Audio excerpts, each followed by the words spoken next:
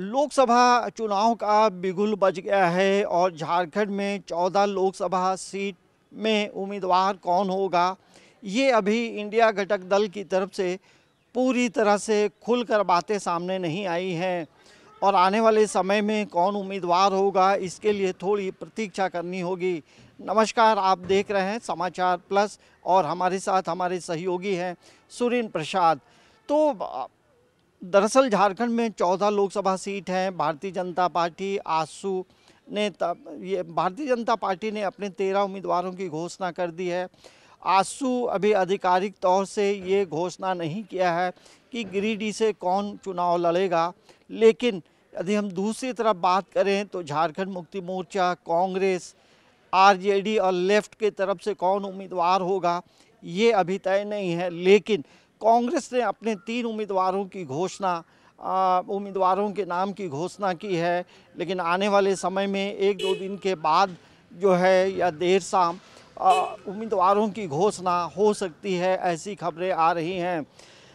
झारखंड मुक्ति मोर्चा की बात करेंगे तो जो खबरें हैं कि 5 या 6 सीटों पे झारखंड मुक्ति मोर्चा चुनाव लड़ेगा। तो कौन कहां से उम्मीदवार होगा ये तय नहीं है, लेकिन जो सूत्रों के हवाले से जो खबरें हम लोगों के पास आती हैं तो ये हम बता सकते हैं अनुमान के तौर पे कि राजमहल सीट से विजय हंसदा उम्मीदवार होंगे। लेकिन दुमका पूरे लोकसभा क्षेत्र में देखेंगे तो दुमका एक हॉट सीट होने जा रहा है, क्योंकि दुमका से भारतीय जनता पार्टी के उम्मीदवार जो हैं सीता सोरेन हैं। और इधर झारखंड मुक्ति मोर्चा से कौन होगा उम्मीदवार ये तय नहीं है, लेकिन ये कहा जा रहा है कि हो सकता है हेमलाल मुर्मू वहाँ से चुनाव लड़ सकते हैं। इसकी कोई आधिकारिक पुष्टि या घोषणा नहीं है, लेकिन यदि हेमलाल मुर्मू का जो राजनीतिक पृष्ठभूमि है तो वो कई बार विधायक रहे हैं, मंत्री रहे हैं, सांसद रहे हैं, तो एक कद्दावर नेता रहे हैं। भले वो कई बार वो दल छोड़ करके दूसरे दलों में भी गए थे, बीजेपी में गए थे, लेकिन जेएमएम में वापस आने के बाद जो है उनकी एक नई पारी की शुरुआत हो सकती है।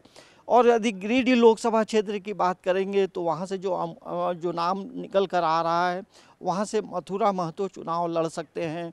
और जमशेदपुर से जो नाम आ रहा है वो है आस्तिक महतो का नाम आ रहा है। लेकिन तो कई ऐसे नामों की चर्चा हो रही है, लेकिन अभी भी हम कह सकते हैं कि झारखंड मुक्ति मोर्चा, कांग्रेस, आरजेडी और वाम दल से और कौन उम्मीदवार होगा ये तय नहीं है। लेकिन आरजेडी चतरा और पलामू से चुनाव लड़ना चाहती है, लेकिन यदि हम चतरा की बात करेंगे तो वहाँ से किसी राजपूत प्रत्याशी को चुनावी मैदान में उतारा जा सकता है, जिसका नाम बताया जा रहा है अरुण सिंह।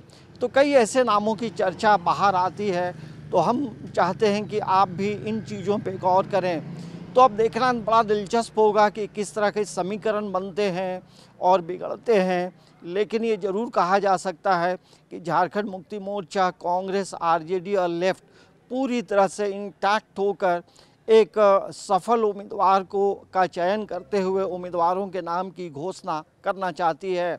लेकिन इसके क्या आने वाले समय में इम्पैक्ट होंगे और कैसे समीकरण बनेगा, कैसे राजनीति होगी, ये तमाम चीज़ें अभी पर्दे में हैं। समाचार प्लस के लिए कैमरामैन सुरेंद्र प्रसाद के साथ अंजनी कुमार, रांची।